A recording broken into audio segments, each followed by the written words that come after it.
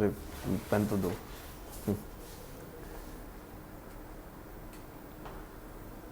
चलो, last class में क्या कंप्लीट कर लिया हमने? लाइम पूरा कर लिया था ना। हमारा सीमेंट भी हो गया, लाइम भी हो गया। अब सीमेंट हो गया, लाइम हो गया, नेक्स्ट है अपना मोटार। ठीक है, अब मोटार हमने बनाना है। मोटार में क्या क्या होता है? मोटार में सीमेंट और सैंड। ठीक है, सीमेंट और सैंड से क्या बनता है? मोटार बना रखा है। अब ये सबसे पहले ये बताओ, सबसे ज़्यादा सिग्निफिकेंस किसकी है, सीमेंट की या सैंड की?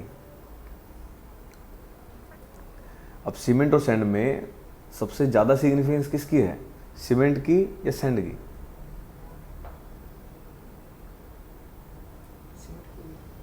सीमेंट की होगी। सीमेंट क्या इम्पार्ट करता है? बाइंडिंग मटेरियल, वो एक बाइंडिंग मटेरियल है। सैंड क्या करता है? सैंड रीएडजस्टमेंट करता है। सैंड की सिग्निफिकेंस सीमेंट से बहुत ज़्यादा है, कॉस्ट बचाता है। खाली सीमेंट यूज़ करोगे कॉस्ट कितनी हो जाएगी? अच्छा, ज़्यादा नहीं तो आप किसी भी 2 ईंटों में खाली सीमेंट लगा देना, मसाला लगा देना सीमेंट का, वो आप 20 मिनट के बाद ही पानी उसको डाल के उसके बाद 20 मिनट बाद देख लेना वो क्रैक डेवलप हो जाएंगे। वो क्रैक्स को कम कराता है सैंड। तो ज़्यादा सिग्निफिकेंस किसकी है? सैंड की। वो सारी आज चीज़ें डिस्कस करेंगे। मोटार में सीमेंट की सिग्निफिकेंस, सैंड की सिग्निफिकेंस क्यों है, उसके सारे रीजंस, वो सारी चीज़ें डिस्कस करेंगे। तो मोटार में एक मैंने मोटा मोटा व्यू बता दिया आपको, भाई क्या क्या पढ़ना है मुझे। हमें सैंड के बारे में पढ़ना है सारा का सारा, क्यों हम सैंड सिग्निफिकेंट है, क्यों सीमेंट नहीं है, वो सारी चीज़ें हम पढ़ेंगे। ठीक है, और मोटार में क्या क्या आते हैं, एक बाइंडिंग मटेरियल और कौन सा आएगा, एग्रीगेट आएंगे। एग्रीगेट में कौन कौन से आते हैं? सैंड आता है, सुर्खी आता है। सुर्खी क्या होता है? बड़ी सुर्खी, सुर्खी क्या होता है? सुर्खी सर उसका एग्जांपल है, उजल होना सीमेंट। वो है तो सही, इसको बोलते क्या है, बताया तो था मैंने आपको। सुर्खी किसको बोलते हैं? Powder form of brick, brick के पाउडर फॉर्म को बोलते हैं। ठीक है, सुर्खी बोलते हैं। और नहीं, पाउडर फॉर्म ऑफ ब्रिक, बस ज़्यादा बंट हो जाती हैं उसको, जो चूरा होता है जो उसको सुर्खी बोलते हैं। बस आपको इतना ही ध्यान रखना है। ठीक है ना, चलो तो स्टार्ट करते हैं। Motor, next chapter is motor.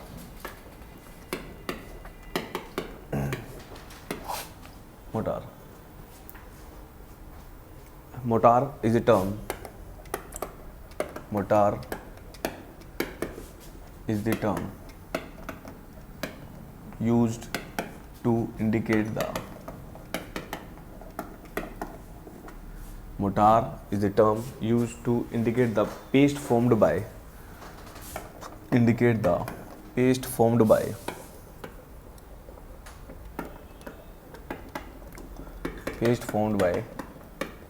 addition of water,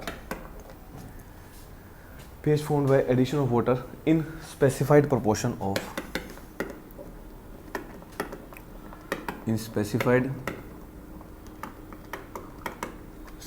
proportion of binding material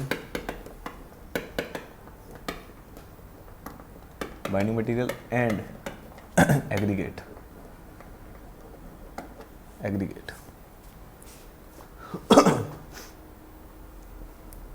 तो रिएक्शन लिख देता हूँ तो उससे ज़्यादा समझ आ जाएगा। This is binding material plus aggregate, यहाँ से बनेगा मोटार। एग्जाम्पल बताओ बाइंडिंग मटेरियल के। Example is cement, lime, gypsum, ये तीनों यूज़ कर सकते हैं एज अ बाइंडिंग मटेरियल। ठीक है, एग्रीगेट में लिख लो सैंड, सुर्खी, दोनों लिख लो, दोनों यूज़ कर सकते हैं। ठीक है, तो दोनों आपको ध्यान रखना है, इसको एग्जांपल बता दिए। नेक्स्ट, अब एक नाम और होता है बाइंडिंग मटेरियल का। बाइंडिंग मटेरियल का एक नाम और होता है, उसको बोलते हैं बाइंडिंग मटेरियल को बोलते हैं मैट्रिक्स, याद रखोगे। और एग्रीगेट का दूसरा नाम होता है एडल्ट्रेंट। कलर चेंज कर दूँ क्या? दिस इज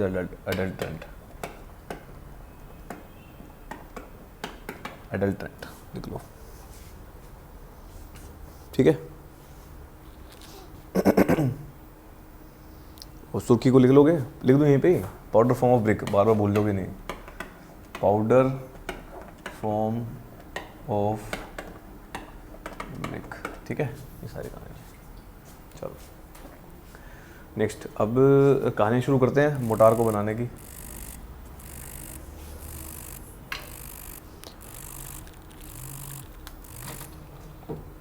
चलो कहानी शुरू करते हैं। नीचे नोट डाल के पॉइंट लिख लो, नोट डाल के पॉइंट लिखो। और एक तो यार इसने जान ले ली।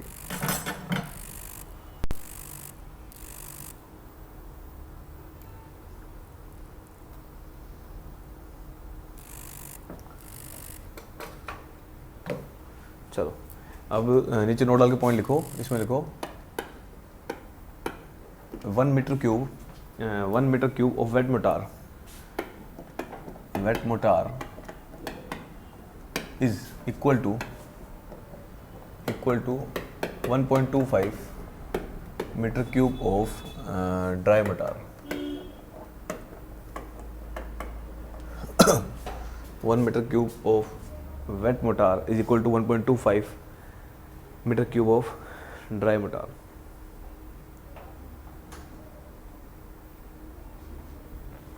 इसका मतलब समझे? जैसे मान लो हमने क्या किया, this is the binding material and this is the, क्या मिला दिया इसमें, एग्रीगेट। और पानी तो मिलना ही है, वो तो है ही। इसके बाद क्या बना दिया ये बना दिया dry mortar. This is dry and this is wet, ये वेट बन गया। ठीक है। अब ऐसा क्या हुआ, जो ड्राई का, इसका ड्राई का वॉल्यूम कितना है, वॉल्यूम ड्राई का वॉल्यूम कितना है 1 पॉइंट। अच्छा, ऐसा क्या हुआ जब आपने गीला किया उसको तो उसका वॉल्यूम कम हो गया। ऐसा क्या हो गया, अब पहले क्या था, पहले सूखा था, सूखे का वॉल्यूम था 1.25, अब गीला हो गया तो उसका वॉल्यूम कम हो गया। क्यों?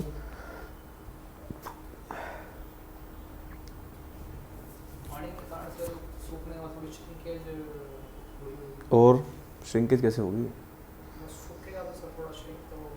श्रिंक तो सूखेगा थोड़ी, वो गीला किया, वो तो गीला किया सूखा है नहीं थोड़ी, सूखा तो ऑलरेडी था।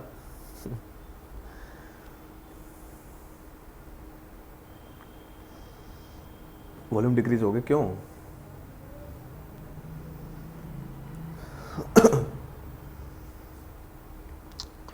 क्यों ऐसा हुआ? और ये फैक्ट है ये, जब भी आप सूखे मोटार में जब पानी मिलाते हो तो मिक्सिंग करते हो तो जितनी भी एयर होती है उसके अंदर वो सारी एक्सपेल आउट हो जाती है।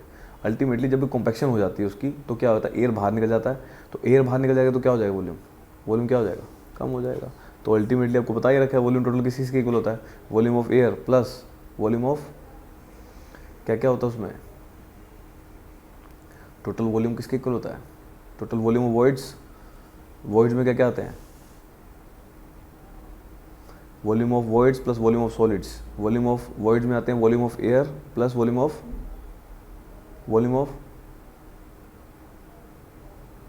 अरे वाटर भी आ गया उसमें, समझ गए। तो एयर बाहर निकल गया तो क्या हो गया, वॉल्यूम क्या हो गया उसका, कम हो गया।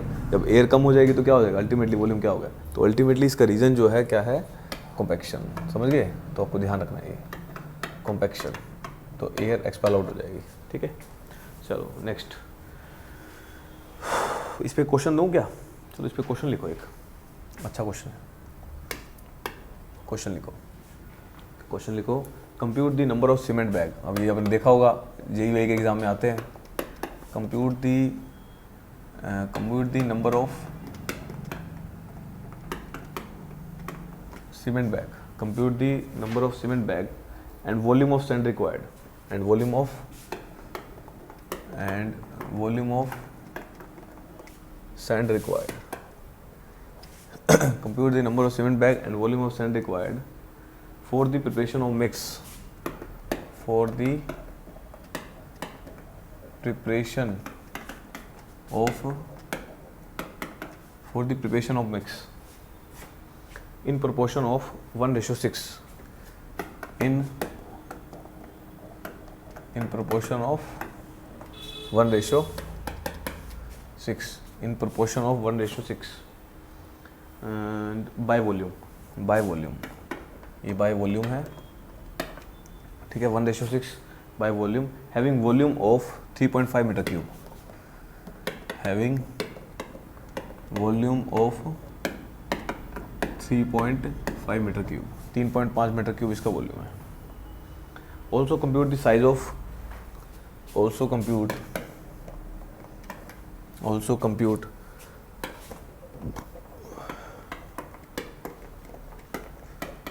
साइज ऑफ क्यूबिकल रूम और स्टोर लिख सकते हो, क्यूबिकल रूम या बॉक्स लिख लो उसको। Required to store this cement bag, required to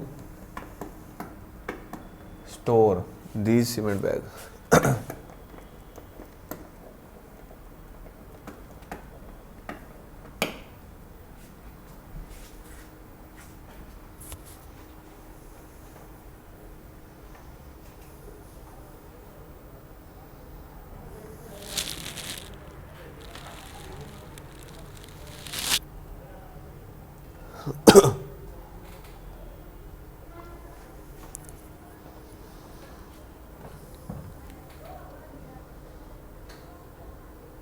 करो क्वेश्चन।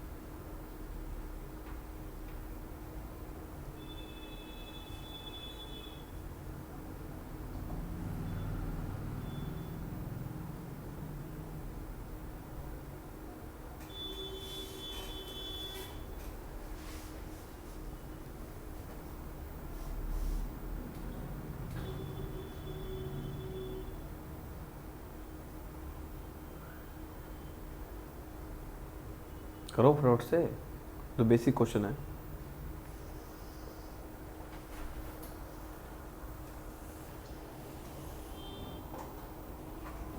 चलो करें स्टार्ट, सारा कुछ बता रखा है। अब क्या निकालना है, ऐसे क्वेश्चन आते हैं जेई में, ठीक है क्या। तो आपसे पूछ लेगा भाई आप कितने सीमेंट बैग लगेंगे, अगर volume of sand required for the preparation of mix in proportion of, आपको 1:6 दे रखा है। प्रोपोर्शन मतलब वॉल्यूम के फॉर्म में दे रखा है। 1 रेशो अगर किसका है, सीमेंट का है, तो 6 किसका, आपको सैंड का दे रखा है, ठीक है। हैविंग वॉल्यूम, अब मोटार का वॉल्यूम दे रखा है कितना है, 3.5 मीटर क्यूब। अब मोटार का वॉल्यूम मतलब किसका वॉल्यूम है, ये वेट मोटार का। मतलब अगर आपको कोई भी मोटार दिया है, इसका मतलब वो वेट मोटार, मतलब फाइनल प्रॉपर्टी। मैंने बोला था ना, कुछ भी लिखूंगा तो अल्टीमेट प्रॉपर्टी होगी। अल्टीमेट मतलब वेट हो गया होगा उसका। तो 3.5 मीटर क्यूब क्या दे रखा है, वॉल्यूम दे रखा है। Also compute the size of the cube, लिखा था जितने भी बैग हैं वो किस बॉक्स में भाई, या जो रूम बनाना है आपको उसका साइज़ कितना होगा, क्यूबिकल रूम है वो। चलो अब स्टार्ट करते हैं क्वेश्चन। चलो सबसे पहले बताओ, अब वेट मोटार वॉल्यूम है 3.5 मीटर क्यूब ऑफ क्या, वेट मोटार है जिसका वॉल्यूम दे रखा है। किसके इक्वल आएगा ये ड्राई का किसके इक्वल होगा, 3 पॉइंट कितना है, 5 गुना में 1.25 कर दो, गुना करो कितना आ रहा है। ऑफ क्या आ जाएगा, ये क्या आ जाएगा, ये आ जाएगा ड्राई मोटार। पहले बताओ कितनी आ रही है, कैसे निकालो। पहले किससे करते हैं, ड्राई मोटार। अगर ये 1 होता तो वो कितना होता, तो लिख के दिखाऊं क्या। 1.25 किसका होता है, ड्राई का। 1 किसका होता है, अगर 1 वेट का है तो ड्राई का कितना होगा, 1.25 गुना ही होगा। तो ये मैंने ड्राई का दे रखा है, ये सॉरी वेट का दे रखा है, तो ड्राई का कितना हो जाएगा, 1.25 से गुना कर 4.375 कर लिया क्या। 4.375 मीटर क्यूब किसका होगा ये। हाँ तो वेट का निकाल देते हैं, जो डिवाइड हो जाता ना वो, समझ गए ना, वो कम हो जाता उससे। चलो अब आपको ड्राई मोटार का पता लग गया और वेट मोटार का वॉल्यूम पता लग गया। अब ये ड्राई मोटार का 4.375 आ गया। अच्छा अब ये बताओ वॉल्यूम ऑफ सीमेंट किसके इक्वल होगा, volume of cement, this is volume of cement. Volume कैसे निकालते हैं, वॉल्यूम ऑफ सीमेंट क्या किसको कहते हैं, वॉल्यूम ऑफ सीमेंट। अच्छा कितना वॉल्यूम ऑफ सीमेंट लगा, टोटल वॉल्यूम है कितना है 4 पॉइंट, जो ड्राई है 4.375, टोटल रेशो कितना है, 1:6। टोटल रेशो, इसका मतलब इस ड्राई सीमेंट को इस रेशो में बांटा होगा उसने 1:6 में, Yes, sir. समझ गए। तो टोटल रेशो हुआ है कितना 7, कितना रेशो सीमेंट का है, कितना रेशो सीमेंट का है गुना में 1। तो वैल्यू सोल्व कर लो कितना आ गया, ये वॉल्यूम ऑफ सीमेंट आ जाएगा जो यूज किया आपने इसके अंदर। कितना सीमेंट यूज किया देखो 0.625 आ गया, ये 0.625 क्या आ गया मीटर क्यूब आ गया, दिस इज 0.625। अब ये आ गया जितनी सीमेंट आपने यूज की उसका वॉल्यूम, जितनी ड्राई सीमेंट यूज की, सीमेंट का हाँ सीमेंट का वॉल्यूम आ गया। सैंड का भी निकाल सकते हो, सैंड का भी निकाल लो। वॉल्यूम ऑफ सैंड, सैंड बताओ कितना आएगा, दिस इज 4.375 डिवाइड बाय में 7 गुना में 6, सोल्व कर लो सैंड का भी आ जाएगा। सिखाना है अपने को तो सीख जाओगे। कितना आ जाएगा 0.5335 मीटर क्यूब।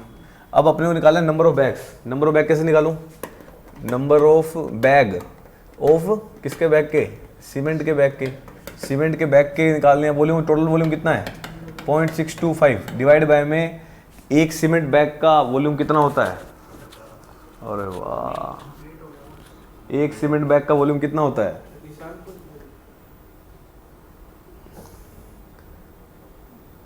अभी तो टेस्ट लेना था, अभी तो हम सारा पढ़ के आए हैं। 4 चीज़ें लिखवाई थी, स्पेसिफिक ग्रेविटी, मास डेंसिटी, हाँ वहाँ पे ऐसे याद आएगा पेपर में, वो लिखी तो 3-4 थी। 34.7 लीटर्स लिखवाया था। अब 34.7 लीटर को मीटर क्यूब में कैसे करते हैं, तो 10 की पावर -3 कर देंगे, तो 0.0347, सोल्व करो कितना आ रहा है,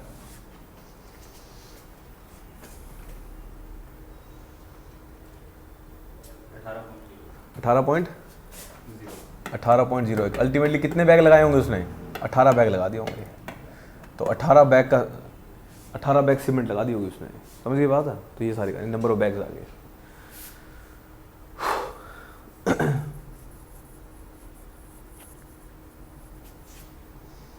हो गया।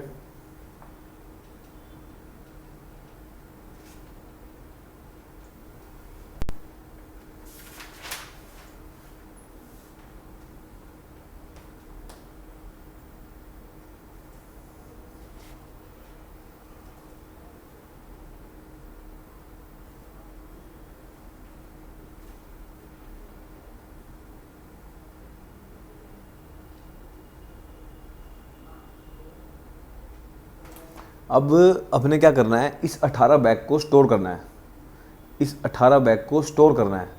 स्टोर खोल के रखोगे क्या, कैसे रखते हैं, अब ये 18 बैग हैं, आपको क्या करना होगा, स्टोर करना है। स्टोर कैसे करना है, अरे कोई भी बॉक्स अपने को इतना रूम चाहिए जिसमें 18 के 18 बैग आ जाएं, तो कितना बड़ा बॉक्स होना चाहिए या रूम होना चाहिए। कोई रूम है जिसके अंदर आपको 18, जैसे बंकर टाइप लगाते हो आप, स्टोर करना है आपको, सीमेंट के बैग को स्टोर करना है, उसका कितना बड़ा रूम होगा।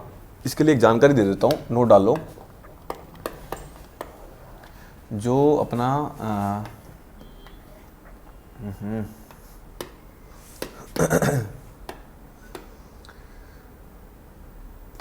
चलो ऐसे बना के देख लेते हैं भाई।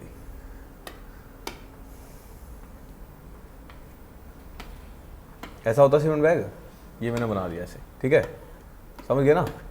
ये मैंने ये बना के दिखा दिया, ये सीमेंट बैग है।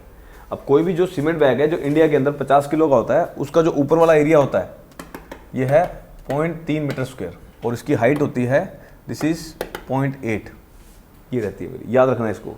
अब कोई भी सीमेंट बैग 0.18, सॉरी ये दिस इज 0.18, जो एरिया होता है ऊपर वाला, जो सीमेंट बैग का ऊपर वाला एरिया कितना है 0.3 मीटर स्क्वायर, और ये कितना है 0.18 हाइट होती है इसकी। इसका मतलब टोटल वॉल्यूम किसके को आ गया, टोटल वॉल्यूम एक बैग का जो आपने रखना है उसको, तो टोटल वॉल्यूम कितना आ गया 0.3 गुना में 0.18, वैल्यू बताना कितनी आ रही है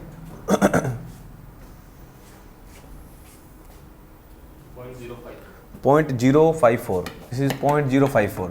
ये एक सीमेंट के बैग को रखने के लिए वॉल्यूम हो गया। टोटल बैग रखने कितने हैं 18 को गुना करो 0.054 से, वैल्यू बताओ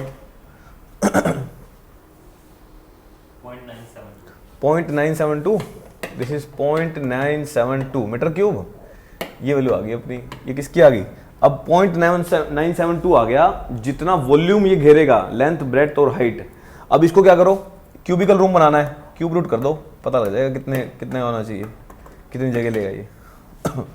क्यूब रूट कर दो, मतलब इसकी पावर 1/3 कर दो, 0.972 की पावर 1/3 कर दो।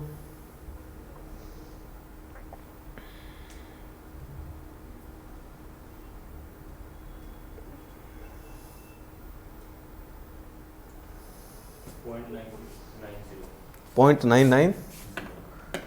नाइन नाइन जीरो, ये किसका आ गया, ये आ गया अपना मीटर आ गया ये, मतलब 0.990 मीटर का वो होना चाहिए, मतलब क्यूबिकल रूम है ना, इतनी लेंथ, इतनी विड्थ, इतनी साइज चाहिए अपने को जहाँ पे ये स्टोर हो सके। तो ये सारी कहानी है। लगभग ये आपका 1 मीटर ही हो गया, 0.99 है तो 1 मीटर ही हो गया। 1 मीटर क्या लिख दूँ, 100 सेंटीमीटर, जिसमें पूछा हो वो निकाल लेना। 100 सेंटीमीटर का 100 centimetre bye 100 centimetre bye 100 centimetre जगह होनी चाहिए, उसके अंदर ये इतने बैग आ जाएंगे। तो ये सारी कहानी है, समझ गए ना बात। चलो अच्छा अब ये बताओ, ये आपके कितने बैग थे, 18 बैग थे। क्या 18 के 18 एक दूसरे के ऊपर रख सकते हैं, क्या 18 के 18 एक दूसरे के ऊपर रख सकते हैं, रख सकते हैं। कैसे रख सकते हैं, एक के ऊपर एक सर आएगा। एक के ऊपर एक, अरे कोड में इसके लिए भी मेंशन है 10 बैग से ऊपर आप एक जगह पे लगा ही नहीं सकते। आई समझ में, तो आपको ये भी ध्यान रखना। अभी यहाँ पे कुछ बताया नहीं है, ये मैंने एक्स्ट्रा इन्फॉर्मेशन दी है, ये अगर कहीं मेंशन होता तब हम यूज़ कर लेते। आप 10 बैग से ज़्यादा लगा ही नहीं सकते, क्योंकि आखिरी वाले की क्या हो जाएगा, कॉम्पैक्शन हो जाएगी, उसके से क्या हो जाएगा, वॉल्यूम कम हो जाएगा। तभी हम 18 बैग एक जगह पे लगा सकते। ये एक्स्ट्रा इन्फॉर्मेशन दे दी अपनी नॉलेज के लिए, आपको ये बता दिया। कोड कहता है, सीमेंट का भी कोड है, हर एक चैप्टर का कोड है इसका। 2 ही कोड बड़े हैं, कौन कौन सा, IS 456 और IS 800 स्टील का, बाकी सारे 4-4 पेज के हैं, नेट से डाउनलोड कर लेना बेशक, ठीक है। उसमें दो पेज दिए हुए हैं सबके, बता रखा है भाई इतने बैग यहाँ पे होने चाहिए। अब इसका तरीका ये है, डाउनलोड करो, घर जाके जो भी चैप्टर चल रहा है अपना साथ पढ़ लिया साथ, बस और कुछ नहीं है, सारे सवाल यहीं से आ जाएंगे। ये सारी कहानी समझ गए ना बात। चलो नेक्स्ट एक क्वेश्चन और दूं, हो गया। चलो नेक्स्ट एक क्वेश्चन लिख लो, खत्म करते हैं इसको। Calculate the quantity of water required, calculate the quantity of water required, calculate the quantity of water required for preparation of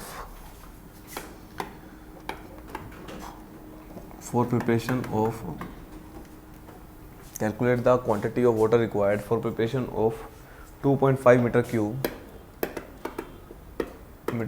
of 2.5 meter cube of cement sand mortar in ratio of 1:3, and the water cement ratio is 0.4, water cement ratio देखिए 0.4। assume the density of mortar, assume the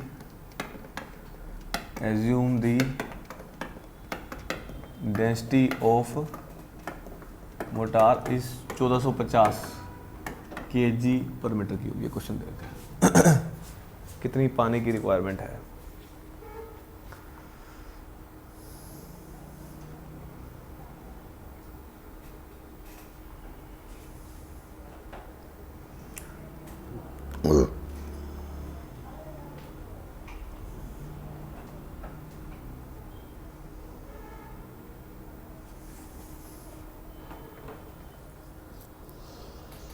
इस type question कैसे करोगे?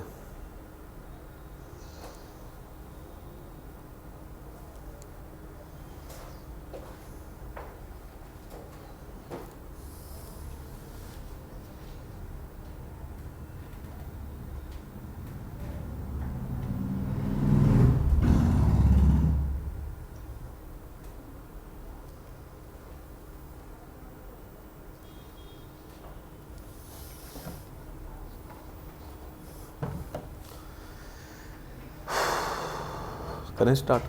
क्या दे रखा है आपको? पानी की रिक्वायरमेंट निकालनी है। कितनी पानी की रिक्वायरमेंट है? अगर आपको 1:3 का मोटार बनाना है तो कितना पानी चाहिए, और वाटर सीमेंट रेशो यहाँ पे बता दी। वैसे भी इतनी लेके चलते हैं, 0.5 0.4 तक लेके चलते हैं, बता रखा था ना 0.5। मैंने यहाँ पे 0.4 मेंशन कर दी, ना हो तो 0.5 ले लोगे आप।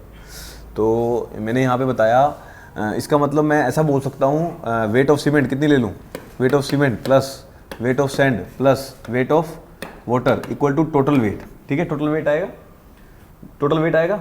अच्छा, वेट ऑफ सीमेंट को अगर 1 है 1x है, अरे वो दे रखा, वो देखो x मान लो इसको, 1x मान लो उसको, 1x प्लस सैंड की कितना है 3x plus water cement ratio कितनी है, वाटर कितनी हो जाएगी, सीमेंट का कितना है x, 0.4x आ जाएगा। अरे समझ गए क्या बात, समझ गए बात। तो अल्टीमेटली टोटल कितना आ गया, 3 और 1 4, 4.4x किसके को लाएगा डैश। अब टोटल वेट ऑफ सीमेंट कैसे निकालूंगा, टोटल ऑफ वेट सीमेंट के लिए आपको दे रखा है 2.5 मीटर क्यूब का सीमेंट सैंड मोटार है। टोटल सीमेंट सैंड मोटार की कितनी दे रखी है, वॉल्यूम 2.5 मीटर क्यूब। अब मोटार की डेंसिटी कितनी है, अगर इसको मैं डेंसिटी से गुना कर दूं, डेंसिटी क्या है 1450 kg पर मीटर क्यूब, मीटर क्यूब से मीटर क्यूब गया, इसको गुना करो टोटल वेट आ जाएगा, केजी में आ जाएगा। 2.5 को करो गुना 1450 से, वैल्यू बताओ कितनी आ गई, 1450 गुना में 2.5, 3650 किलो हैं, 2550, 3625, लो भाई तुमने बताया मुझे तो, 3650 केजी। टोटल वेट कितना आ गया 3625, यहाँ पे कितना आ गया, अब निकाल दो x की वैल्यू, टोटल आ जाएगी। सीमेंट का वेट निकालना किसका था, वाटर का था, वाटर का कितना 0.4 से गुना कर देना, वाटर निकाल। ये सारी कहानी है, चलो करो, वैल्यू कितनी आ रही है देखो, x की वैल्यू कितनी आ रही है, सोल्व कर लो। 3625 को भाग कर दो 4.4 से,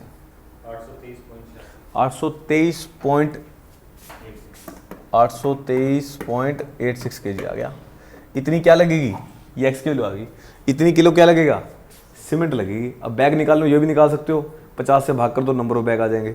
और आपको निकालना क्या है, वाटर की रिक्वायरमेंट 0.4 को गुना कर दो, इससे वैल्यू आ जाएगी कितना पानी की रिक्वायरमेंट है। ये टोटल वेट है, ये नहीं x की वैल्यू है ये ना, x क्या माना था, x क्या माना था, सीमेंट का, ऐसे छोड़ो, मैंने कहा x kg मान लिया सीमेंट का वेट, x क्यों माना 1x माना, क्योंकि रेशो कितनी थी 1:3, मैंने कहा x मान लेते हैं, क्योंकि 1 है तो x मान लिया 1x। अच्छा, सैंड कितने गुना होगा, 3 गुना होगा, तो 3x मान लिया। अब वाटर सीमेंट रेशो बता रखा है इसमें, सीमेंट x है तो वाटर कितना हो जाएगा 0.4x, सबको प्लस किया, टोटल वेट आ गया। अब क्योंकि बाय वेट ले रखा है, सारा कुछ बाय वेट ले लिया मैंने। अब इसके लिए मेंशन कर दिया डेंसिटी दे रखी है, इस केजी पर मीटर क्यूब को अगर मैं मोटार के वॉल्यूम से गुना कर दूं तो क्या आ जाएगा, टोटल वेट ऑफ मोटार आ जाएगा। टोटल वेट ऑफ मोटार कितना आ गया 3625 आ गया, भाग के 4.4 से वैल्यू कितनी आ गई, सीमेंट का वेट आ गया। कितने सीमेंट का वेट लग गया 823 किलो, मतलब 50 किलो भाग कर तो सीमेंट के बैग आ जाएंगे, कितने आ रहे। तो ये सारी कहानी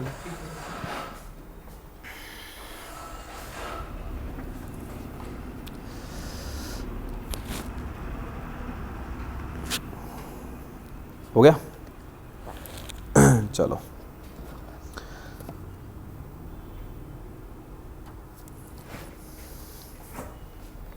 next topic,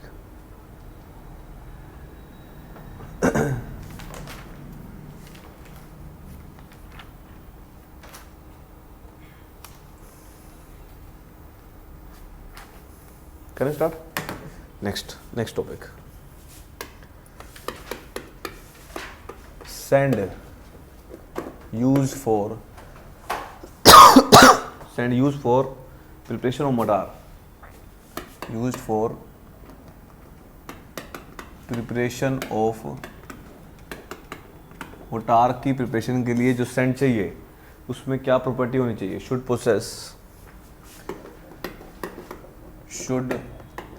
possess following property, should possess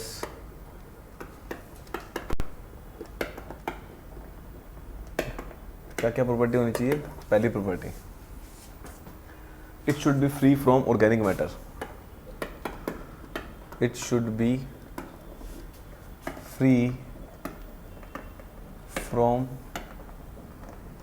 organic matter. Next,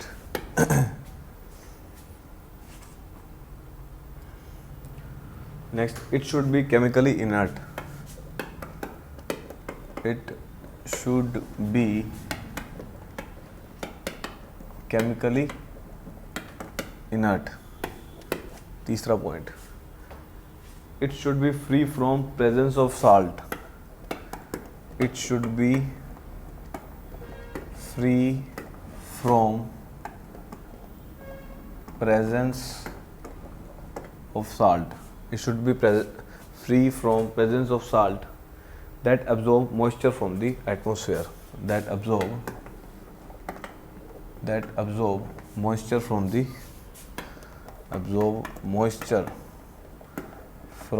atmosphere.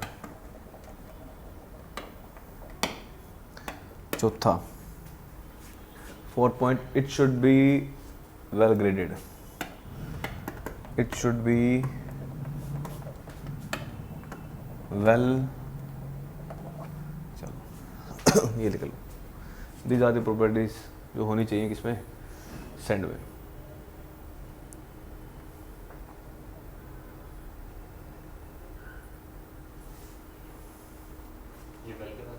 Well graded.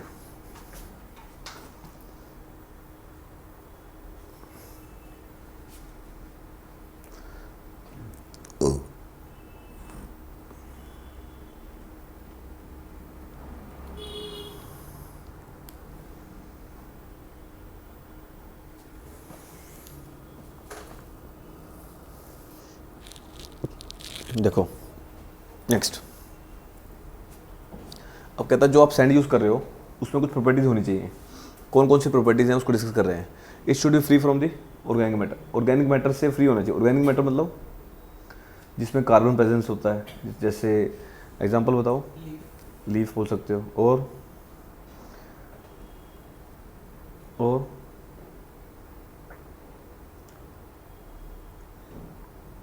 Sir ये वो हो गया वेस्ट वगैरह जो वेस्ट आता है जो बोल सकते हैं आप. और डोमेस्टिक वेस्ट हो गया, ये बोल सकते हो. अब ये सारी चीज़ें जो हैं ऑर्गेनिक मैटर्स में आ गई. अब जैसे आप वो बताया था मैंने आपको, क्या बोलते हैं इसको, क्या बोलते हैं इसको, मतलब जिसमें कार्बन प्रेजेंट होता है, अल्टीमेटली वो होता है. अब ऑर्गेनिक मैटर अगर प्रेजेंट है, अगर सैंड के अंदर प्रेजेंस है, जब आपकी रिएक्शन होगी, जब सीमेंट मोटार बनाएंगे तो ऑर्गेनिक मैटर की डिकम्पोजिशन होगी, क्योंकि डिकम्पोजिशन साथ चलती रहती है अपने ऑटोमेटिकली. अब डिकम्पोजिशन कैसे होगी, इन दी एब्सेंस ऑफ ऑक्सीजन होगी, एनारोबिकली होगी. जब एनारोबिकली होगी तो एनारोबिकली के जो रिजल्ट होते हैं, मैंने इन्वायरमेंट में पढ़ाया है इनको, रिजल्ट होते हैं वो एसिड अल्कोहल होते हैं. जब एसिड अल्कोहल आ जाएगा तब क्या होगा, फ्लूइड आ गया तो क्या होगा, मॉइस्चर करेगा तो जल्दी सेट हो जाएगा उसमें. तो प्रॉब्लम है हमारे को ऑर्गेनिक मैटर से, तो ऑर्गेनिक मैटर नहीं होने चाहिए. समझ गए. नेक्स्ट पता है, it should be chemically inert. Chemically inert मतलब केमिकली इनर्ट मतलब वो किसी से रिएक्ट ना करे. इनर्ट मतलब जो किसी से रिएक्ट नहीं करते, वो किसी से रिएक्शन ना हो किसी केमिकल से उसके अंदर. नेक्स्ट बताया, it should be free from the presence of salt. Salt से नहीं होनी चाहिए. साल्ट क्या करता है, आप साल्ट रख के देख लेना, कटोरी में साल्ट रखना, रात को सुबह उठ के देखना क्या होता है उसमें, क्या हो जाएगा, मॉइस्चर पकड़ लेता है अपने आप. अगर उसमें साल्ट होगा तो क्या कर लेगा, वो मॉइस्चर पकड़ लेगा. तो नहीं, क्या होना चाहिए, फ्री फ्रॉम दी साल्ट होना चाहिए. It should be well graded. Well graded मतलब सोइल पड़ रखी है, वेल ग्रेडेड मतलब हर टाइप के पार्टिकल होने चाहिए. जब वेल ग्रेडेड होता है तो वॉइड्स क्या हो जाते हैं, कम हो जाते हैं. वॉइड्स, परमेबिलिटी क्या हो जाती है, कम हो जाती है. स्ट्रेंथ क्या हो जाएगी, स्ट्रेंथ बढ़ जाएगी. इसका मतलब क्या, इट शुड भी क्या होना चाहिए, वेल ग्रेडेड होना चाहिए. तो अल्टीमेटली ये सारी कहानी होनी चाहिए. ठीक है, चलो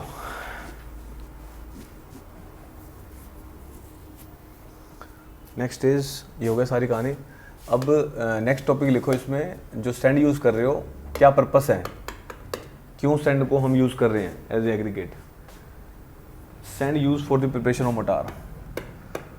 sand use for the preparation of mortar for the following purposes. following purposes. For the following purposes. वो अब लिखवा दूं पहले. चलो, सबसे पहले क्या देता है वो, स्ट्रेंथ देगी.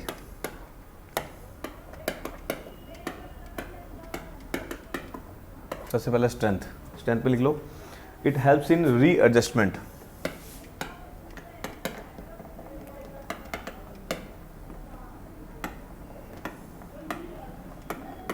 It helps in readjustment of strength of mortar. of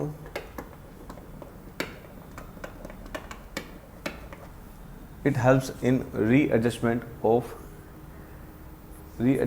strength of mortar by increasing or decreasing its proportion, by increasing or decreasing its by increasing or decreasing its proportion, but does not impart any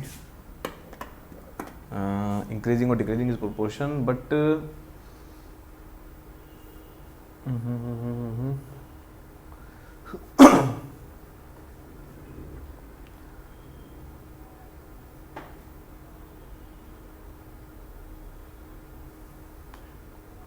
but does not impart any strength to it, does not impart any strength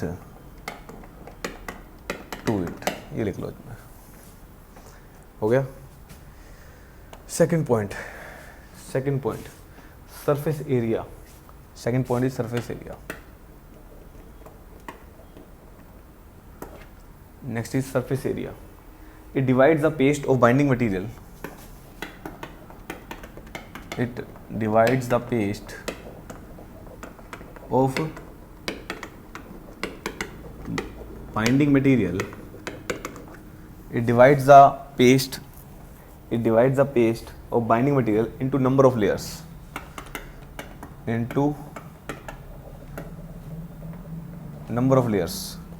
divides the paste into number of layers.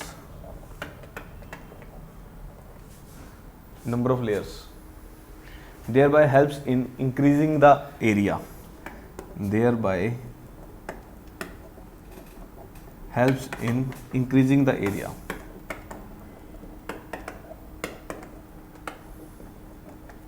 Thereby helps in increasing the area.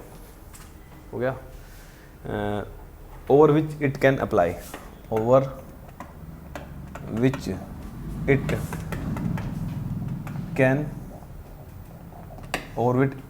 can apply. हो गया. Next, third point is bulk. लिख लिया ना. Third point is bulk. Bulk में लिखेंगे. It helps in increasing the volume of mortar. It helps in increasing the volume of mortar.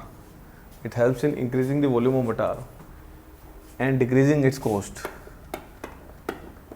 And decreasing its cost. चौथा लिखो shrinkage.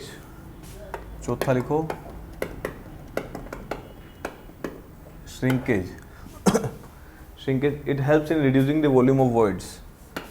It helps in reducing the volume of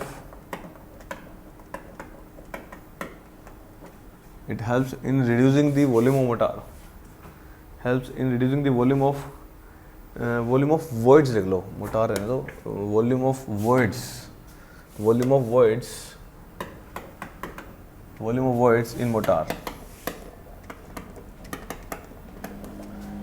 voids in mortar. Thereby reduces the tendency of volume change. Reduces the क्या बोला मैंने? Reduces the tendency of volume changes. Reduces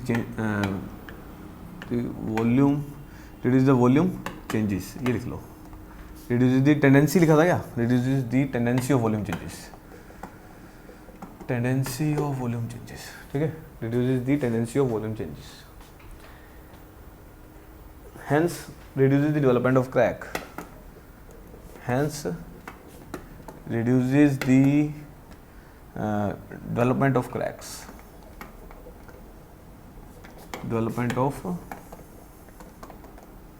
चलो 4 हो गए.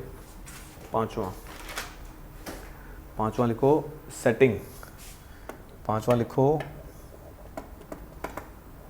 Setting. It helps in escape of gases.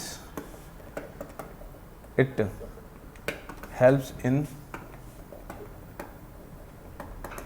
escaping of gases. It helps in escaping of gases and heat out from motor. And heat out from motor.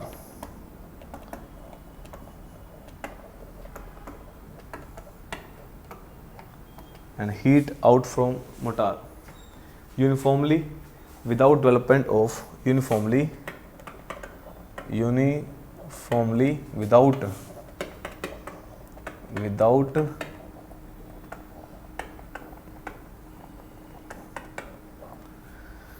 without development of build up pressure.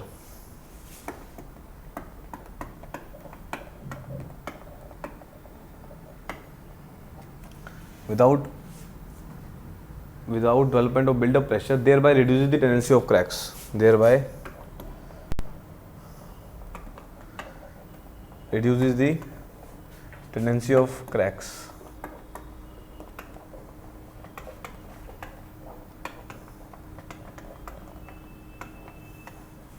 Thereby reduces the tendency of cracks. ठीक है, ये सारी कहानी होगी, पढ़ लेते हैं इसको.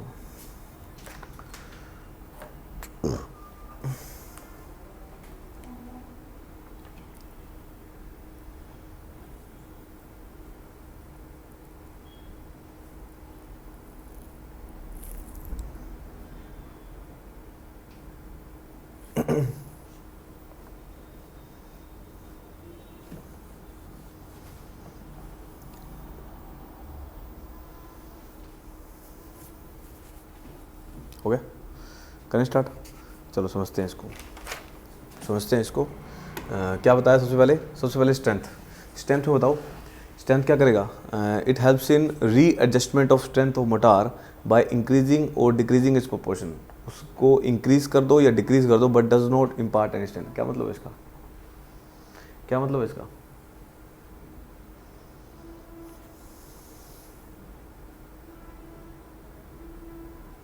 सैंड का सर पोर्शन जो चाहे वो आधा हो चाहे थोड़ा हो, यूज तो एक ही है. सीमेंट के अंदर वो करेगा. चलो देखते हैं. चलो मान लो एक एग्जांपल ले रहा हूँ यहीं पे, ठीक है, स्ट्रेंथ को डिफाइन करने के लिए. मान लो हमारा 100 ग्राम मोटार है. 100 ग्राम मोटार था. 100 ग्राम मोटार में या तो खाली सीमेंट होगी तो कितना होगा? बेस सेम है 100 ग्राम. सीमेंट सैंड मान लो ये 80 और ये 20. उसके बाद फिर सीमेंट सैंड प्रोपोर्शन हो गया 60-40. प्रोपोर्शन सीमेंट सैंड ये हो गया 50-50. फिर सीमेंट सैंड कितना हो गया? सीमेंट हो गया 40, ये हो गया 60. ये सारी कहानी है. तो अल्टीमेटली क्या कर रहा है ये? इसने बोला 100 ग्राम मोटार था, हो सकता है 100 का 100 ग्राम सीमेंट हो सकता है सीमेंट और सैंड हो गया. अब सीमेंट और सैंड 80 कितना है? सीमेंट है, 20 सैंड ले लिया, फिर 60 और 40 ले लिया, फिर 50-50 भी ले सकते हैं. अल्टीमेटली क्या कर रहा है? स्ट्रेंथ की रीएडजस्टमेंट कर रहा है. जैसे जैसे आप बढ़ रहे हो सीमेंट की स्ट्रेंथ क्या होती जा रही है? कम होती जा रही है, क्योंकि जो सीमेंट है वो कम हो गया. अब रीएडजस्टमेंट कर रहा है, अल्टीमेटली एडजस्ट कर रहा है उसको. समझ रहे हो ना? एडजस्ट कर रहा है. अगर वापसी आओगे तो स्ट्रेंथ बढ़ती जाएगी, वैसे करते हो स्ट्रेंथ घटती जाएगी. तो अल्टीमेटली ये स्ट्रेंथ नहीं दे रहा, बट स्ट्रेंथ को इम्पार्ट कर रहा है, रीएडजस्ट कर रहा है. देखो जैसे जैसे बढ़ाते गए स्ट्रेंथ क्या हो रही है? कम होती जा रही है. यहाँ पे क्या हो रही है? घट रही है. तो अल्टीमेटली यहाँ लिख सकते हो बढ़ रही है स्ट्रेंथ. स्ट्रेंथ क्या हो रही है? घट रही है. सॉरी, स्ट्रेंथ क्या हो रही है? घट रही है. बात समझ गए? तो स्ट्रेंथ की रीएडजस्टमेंट कराता है सैंड. समझ गए ना? चलो नेक्स्ट पॉइंट बताओ. Surface area. It divides the paste of binding material into the number of layers, thereby helps in increasing the area over which it can apply. इसका क्या मतलब है? इसका क्या मतलब है?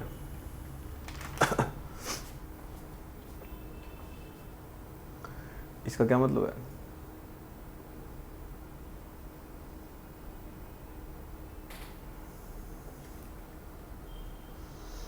पेस्ट जो सर ये क्या होता है? पेस्ट को काट देता है, मतलब काट देता है. अल्टीमेटली इसने क्या बताया? कहता पेस्ट है ये. अब पेस्ट को आप नंबर ऑफ लेयर्स में बांट दो तो क्या हो जाएगा? इसका एरिया बढ़ जाएगा. कैसे? जैसे मान लो पहले जो आपकी एक लेयर थी, खाली सीमेंट सीमेंट थी। अब क्या किया आपने, सैंड भी मिला दिया, उस सैंड भी मिला दिया तो उसका प्रोपोर्शन क्या हो गया, सैंड भी मिला दिया तो क्या हो गया प्रोपोर्शन, यहाँ पे क्या लगा रखा, बाइंडिंग मटेरियल, समझ गए। अब और सैंड बढ़ा दी, सैंड बढ़ा दी, ये दिखा रखी है जैसे आपको, सैंड बढ़ाते जा रहा हूँ इसमें, और बढ़ा दी तो क्या हो गया, दिस इज दी 3 लेयर। अब क्या होगी ये 3 लेयर में बढ़ गई, ठीक है। और बढ़ा दो, यहाँ पे आ जाओ, और बढ़ा दो तो क्या हो जाएगा, तो इसका मतलब प्रोपोर्शन क्या होती जा रही है इसकी, तो अल्टीमेटली ये क्या हो गया, सर्विस एरिया क्या होता जा रहा है इसमें, बढ़ता जा रहा है। तो ज़्यादा सर्विस एरिया कवर कर लेगा ये, बस ये सारी कहानी है, समझ गए बात। तीसरा पोर्शन, तीसरा है बल्क। बल्क मतलब इट हेल्प्स इन इंक्रीजिंग, अब ये वॉल्यूम क्या कर दिया इसका, बढ़ा दिया, और कॉस्ट क्या कर दी इसकी, खाली सीमेंट यूज़ करोगे तो महंगाई हो जाएगी, क्योंकि सबसे महंगा सीमेंट का कट्टा आता है, और ये जैसे ही उसमें सैंड मिल जाएगी तो क्या कर देगी, कॉस्ट को कम कर देगी। नेक्स्ट श्रिंकेज, अब it helps in reducing the volume of voids in mortar, thereby reduces the tendency of volume changes, hence reduces the development of crack. मतलब क्या है इसका, क्या मतलब है इसका, सारा कुछ बता रखा है।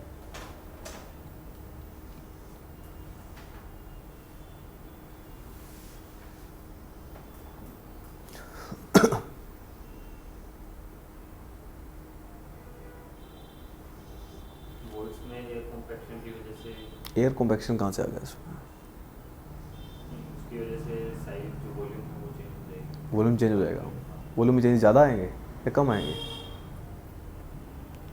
वॉल्यूम में चेंजेस ज़्यादा आएंगे कम आएंगे, प्रोपोर्शन के ऊपर असर होता है बात। प्रोपोर्शन कैसे, अभी तो मैं आपको ये की बात कर रहा हूँ, मान लो 100 ग्राम उठा रहा है, वही कहानी है, पहले ले ली आपने खाली क्या ले ली, सीमेंट ले ली 100 की 100 ग्राम, अब क्या कर दी, सीमेंट के साथ क्या कर दिया, सैंड मिला दी, ठीक है, फिर सीमेंट के साथ क्या कर दिया, और सैंड मिला दी, सीमेंट का क्या कर दिया, और सैंड मिला दी। अल्टीमेटली क्या हो रहा है, सैंड का साइज ऑफ पार्टिकल कितना होता है, ज़्यादा होता है, सैंड का साइज ऑफ पार्टिकल ज़्यादा होता है। जब सैंड का साइज ऑफ पार्टिकल ज़्यादा है, ज़्यादा साइज ऑफ बढ़ जाएंगे तो श्रिंकेज थोड़ी हो जाएगी, वॉल्यूम चेंजेस कम हो जाएंगे, तो अल्टीमेटली ये बताया अभी रिड्यूस कर देता है श्रिंकेज को, जैसे ही सैंड मिक्स कर देंगे, तो ये सारी कहानी है। नेक्स्ट कौन सा है, नेक्स्ट है अपना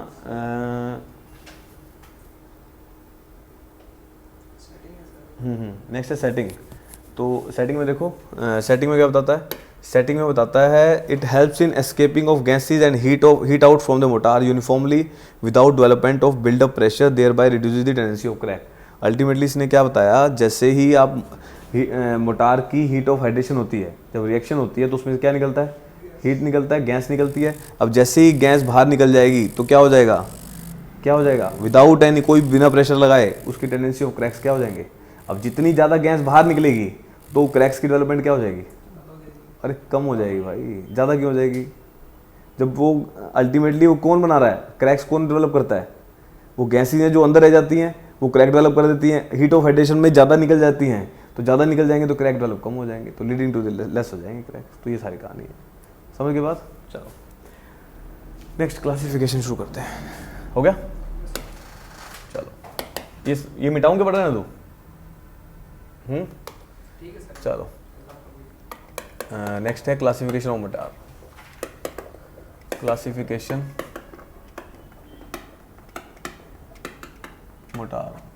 ऑफ मोटार कितना हो गया, क्लासिफिकेशन ऑफ मोटार। अब क्लासिफिकेशन ऑफ मोटार लिखते जाओ, बस कहानियाँ लिखनी है बहुत सारी। पहली on the basis of bulk density,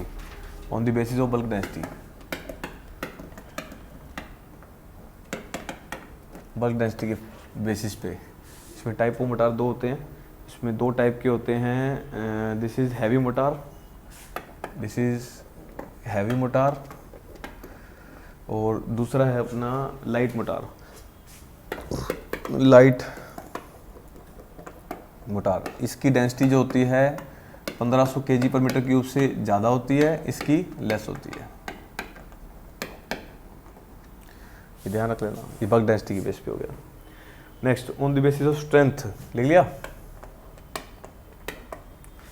on the basis of strength. Strength के बेस पे, स्ट्रेंथ के बेस पे लिख लिया इतना, चलो आगे। हो गया sir. On the basis of strength, strength के बेस पे जो स्ट्रेंथ है लिख लो H1 H2, this is M1 M2 M3, motor के टाइप है ये, and L1 and L2 and L1 and L2 सारे ध्यान रखने ऑब्जेक्टिव के लिए, H1 H2 M1 M2 M3 L1 L2, ठीक है। H1 है, H से मतलब क्या है इस यहाँ पे, these are high strength mortar, sorry यहाँ तक आएगा, this is high strength mortar, this is high strength, H से high strength, this is medium strength, this is medium strength and this is light strength, light strength. H1 H2 हैं, this is लिख लो इसकी strength भी, this is greater than 10 and this is 6 to 7.5, this is 6 to 7.5, this is 3 to 6, this is 2 to 3 and 2 to 3, this is 1.5, this is 0.7 and 0.5, ये सारी आपको strength ध्यान रखनी Newton पर स्क्वायर में।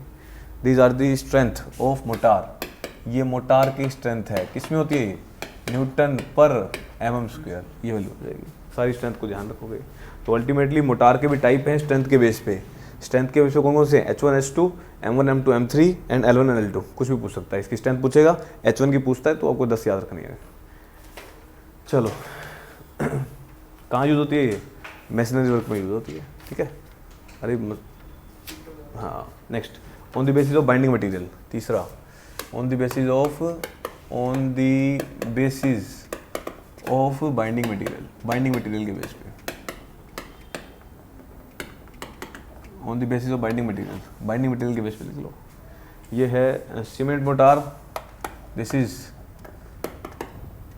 Cement mortar, this is lime mortar, this is cement और lime mortar, ये लिख लो उसको, cement mortar, lime mortar and gypsum भी है क्या, एक जिप्सम मोटार और लिख लो, एंड यहाँ लिख लो जिप्सम मोटार। तीसरा है जिप्सम मोटार और फोर्थ वन है cement lime motor, cement lime motor.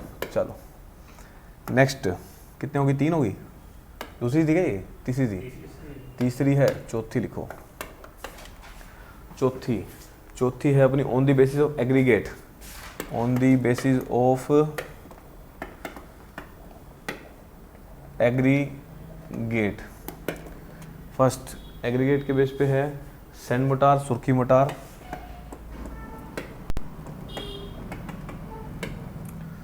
Surkhi mortar,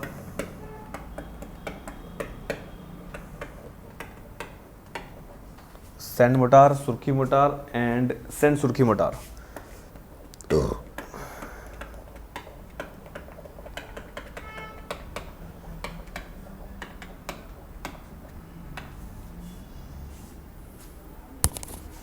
next लिख लिया, on the basis of application लिख लिया। 5वां on the basis of application,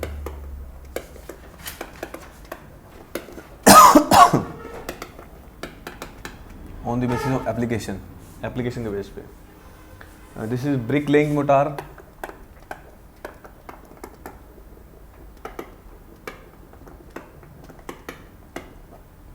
brick laying mortar. दूसरा है इसमें लिख लो intended for brick laying,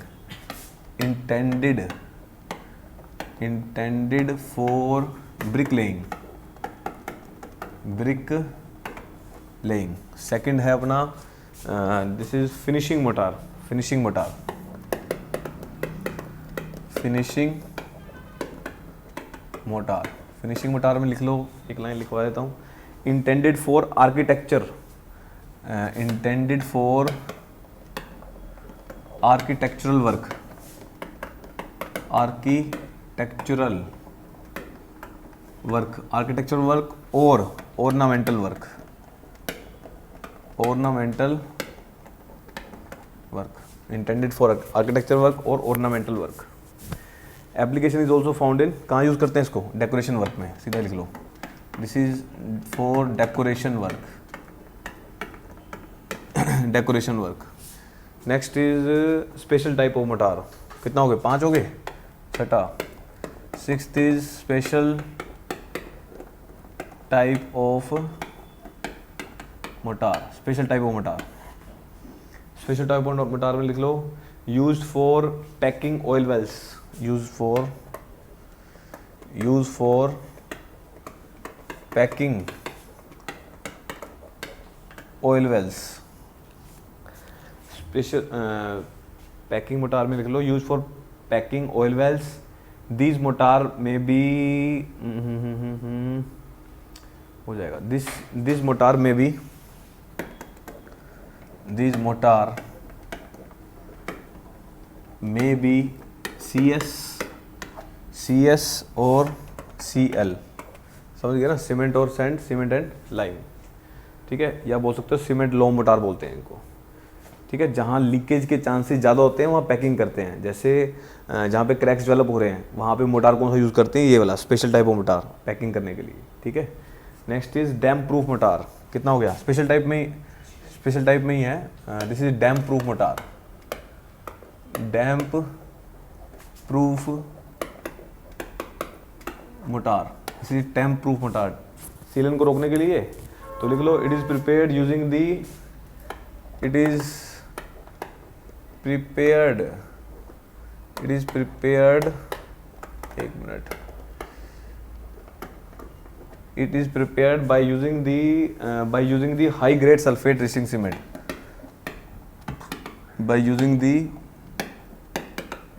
high grade it is prepared by using the high grade sulfate resisting cement. Sulfate resisting cement.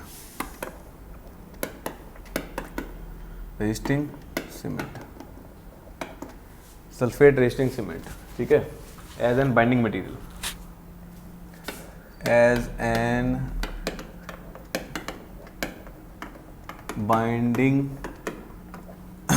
Material. ठीक है, next sound absorbing mortar. Sound absorbing mortar, sound absorbing mortar. Sound absorbing लिखो, it is prepared, sound proof mortar. It is prepared, this is sound proof mortar. Is prepared sound proof mortar with Portland slag cement, with Portland slag cement, gypsum, इन सब as an binding material, as an binding material. ठीक है, and caustic magnesite sand, ये भी use करते हैं। And caustic magnesite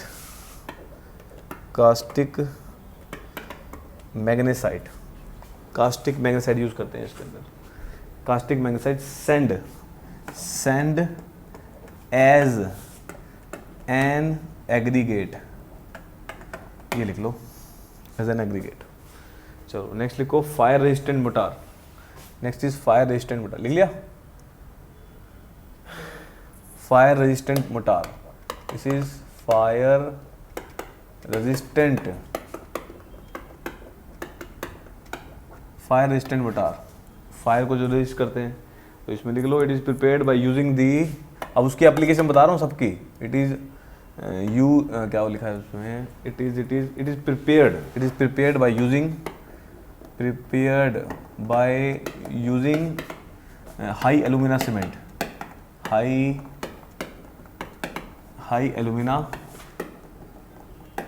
alumina cement. It is prepared by using the high alumina cement, and surkhi made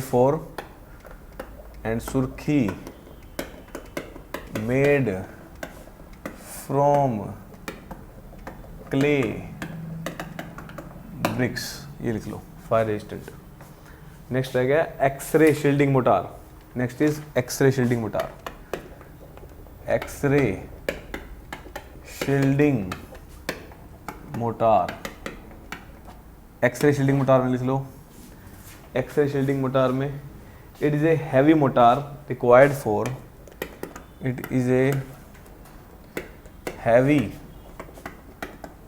motor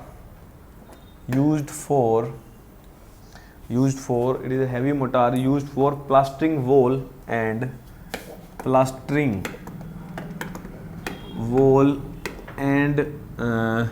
roof of X-ray room,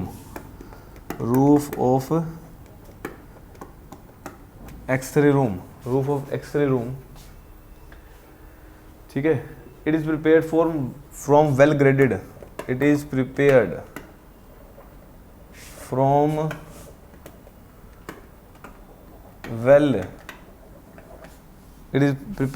well graded sand and OPC, well graded sand and OPC, slag cement, OPC और PSC भी लिख लो। Portland slag cement थी ना, और PSC, तो ये लिख लो सारी। अब इसकी कुछ सीमेंट आपको टाइप्स बताई थी, उन सबकी एप्लीकेशन यूज होगी सबकी। देखो लिख लिया बहुत सारा।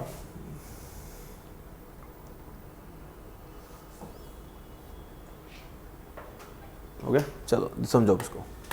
अब कुछ नहीं है, नाम से ही है सारा, और कहाँ से स्टार्ट है, यहाँ से, ठीक है। सबसे पहले बताया मोटार की क्लासिफिकेशन, आपको पूरा क्वेश्चन आ सकता है ये, तो क्लासिफिकेशन में सबसे पहले आपको थोड़ा सा बड़ा करके लिख लेना, समझ गए ना, मैंने ब्रीफ में बता दिया ताकि समझ आ जाए। क्लासिफिकेशन ऑफ मोटार में सबसे पहले बताया बल्क डेंसिटी के बेस पे। बल्क डेंसिटी के बेस पे आप बोल सकते हो या तो हैवी मोटार होगा या होगा लाइट मोटार। मोटार हैवी है तो 1500 kg पर मीटर क्यूब से ज़्यादा डेंसिटी होगी, और कम है तो 1500 kg पर मीटर क्यूब से कम होगी। नेक्स्ट बताया on the basis of strength, strength के बेस पे मैंने बता दिया H1 H2 M1 M2 M3 and L1 L2, इन सबकी स्ट्रेंथ आपको ध्यान रखनी है। नेक्स्ट बताया on the basis of binding material, binding material के बेस पे कौन कौन सी है, cement mortar, lime motor, gypsum motor, cement lime motor. अब देखो, अब खाली सीमेंट यूज़ हो रही है, सीमेंट मोटार, अब लाइम मोटार यूज़ हो रहा है तो लाइम यूज़ हो रहा है उसके अंदर, और as a binding material aggregate तो वही है एज अ। अब जिप्सम मोटार यूज़ हो रहा है, gypsum as a binding material, या यूज़ हो रहा है सीमेंट लाइम मोटार, और सीमेंट भी यूज़ हो रहा है, लाइम भी यूज़ हो रहा है, दोनों के दोनों क्या है, बाइंडिंग मटेरियल अच्छी है, स्ट्रेंथ क्या देंगे, ज़्यादा देंगे। तो इन दोनों के बेस पे ये बता दिया। तो आप बता सकते हो वहाँ पे खाली सीमेंट मोटार हो, वहाँ पे क्या हो जाएगा, स्ट्रेंथ ज़्यादा हो जाएगी, खाली सीमेंट की स्ट्रेंथ वैसे ज़्यादा होती है। और रेट ऑफ सेटिंग क्या हो जाएगी, रेट ऑफ सेटिंग क्या हो जाएगी, अरे सेटिंग सबसे जल्दी कौन सी होगी, सीमेंट सबसे जल्दी सेट होता है, तो रेट ऑफ सेटिंग क्या हो जाएगी, इसकी ज़्यादा हो जाएगी। Next lime motor, lime motor में प्रॉपर्टी बताओ, लाइम की क्या प्रॉपर्टी है, कल ही पढ़ा है। स्ट्रेंथ क्या हो जाएगी, और स्ट्रेंथ क्या करेगा, अच्छा श्रिंकेज क्या होगा, श्रिंकेज क्या होगी, श्रिंकेज मतलब वॉल्यूम चेंजेस, वॉल्यूम चेंजेस क्या होंगे, लाइम के अंदर वॉल्यूम चेंजेस कम होते हैं, ध्यान रखना। सीमेंट में ज़्यादा होते हैं, इसमें क्या होते हैं, कम होते हैं। अच्छा इसकी ड्यूरेबिलिटी क्या है, ज़्यादा है, क्योंकि सबसे ज़्यादा अमाउंट में यही होता है सीमेंट में। अच्छा इसकी कॉस्ट क्या है, कम है सीमेंट से इसकी कॉस्ट कम है, ये आपको ध्यान रखना है। और वर्केबिलिटी भी ज़्यादा होती है, वर्केबिलिटी मतलब ज़्यादा देर तक काम कर सकते हो इसके साथ। नेक्स्ट है जिप्सम, जिप्सम में क्या होगा, जिप्सम में जिप्सम यूज़ कर लेते हैं। नेक्स्ट बताया सीमेंट और लाइम दोनों यूज़ कर लेते हैं, उसमें क्या होगा, इसका नाम दूसरा और लिख लो, सीमेंट लाइम का दूसरा नाम भी लिख लो, गेज्ड और कंपोजिट मोटार, इसको बोलते हैं गेज्ड। आया वो क्वेश्चन है, गेज्ड और कंपोजिट मोटार। तो जहाँ भी कंपोजिट मोटार होगा तो आप ध्यान रख लोगे, गेज्ड एंड कंपोजिट मोटार, ये और लिख लो।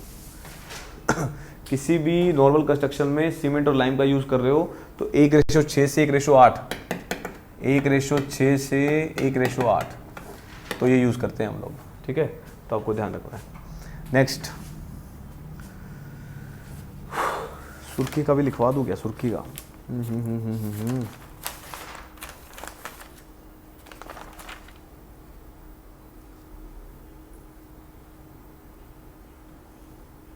हो गया। नेक्स्ट देखो, नेक्स्ट बताया on the basis of aggregate, aggregate क्या है, सैंड है, सुर्खी है, या तो खाली सैंड यूज़ कर लो, या सुर्खी यूज़ कर लो, या सैंड सुर्खी यूज़ कर लो, वो सारी कहानी आ जाएगी। नेक्स्ट बताया on the basis of application, application में मतलब कहाँ यूज़ करते हो, जैसे आपको ब्रिक की लेइंग करनी है, ब्रिक्स लगानी है, वहाँ पे यूज़ कर सकते हो, या फिनिशिंग देनी है तो वहाँ पे जो ऑर्नामेंटल वर्क्स हैं डिज़ाइनिंग में यूज़ करते हैं, अच्छे एस्थेटिक व्यू अच्छा दिखे, तो वहाँ पे इसके लिए फिनिशिंग मोटार बोल दिया उसको। नेक्स्ट बताया स्पेशल टाइप वो मोटार्स हैं कुछ जो यूज़ करते हैं, जैसे use for packing oil wells, जहाँ से ऑयल को निकाला जाता है, वो वेल जहाँ से ऑयल को निकाला जाता है उसकी पैकिंग के लिए, ये एक वेल है, कुआं है जहाँ पे तेल को निकाला जाता है, उसकी जो पैकिंग के लिए special type of motor use करते हैं, जिसमें सीमेंट और क्या बोलते हैं इसको, सैंड यूज़ करोगे या सीमेंट और लाइम यूज़ करोगे, ये स्पेशल टाइप्स हैं जिसकी ग्रेड थोड़ी सी हाई रहती है। नेक्स्ट डैम्प प्रूफ मतलब जहाँ पे आपको लीकेज रहती है वहाँ पे as a binding material use कर सकते हैं। It is prepared by using the high grade sulphate resisting cement, जो आपको बता दी इसकी क्या आ गई, उसकी एप्लीकेशन आ गई, सल्फेट रेजिस्टिंग सीमेंट, उसके as a binding material use करेंगे। Sound absorbing mortar, sound absorbing मतलब साउंड प्रूफ जो रूम होते हैं उसके अंदर जो मोटार यूज़ करते हैं वो यूज़ करते हैं किसके लिए, सीमेंट कौन सी यूज़ करोगे उसमें, पोर्टलैंड स्लैग सीमेंट। और ऐसा स्लैग क्या होता है, व्हाट इज स्लैग, अभी तो बताया था क्या होता है,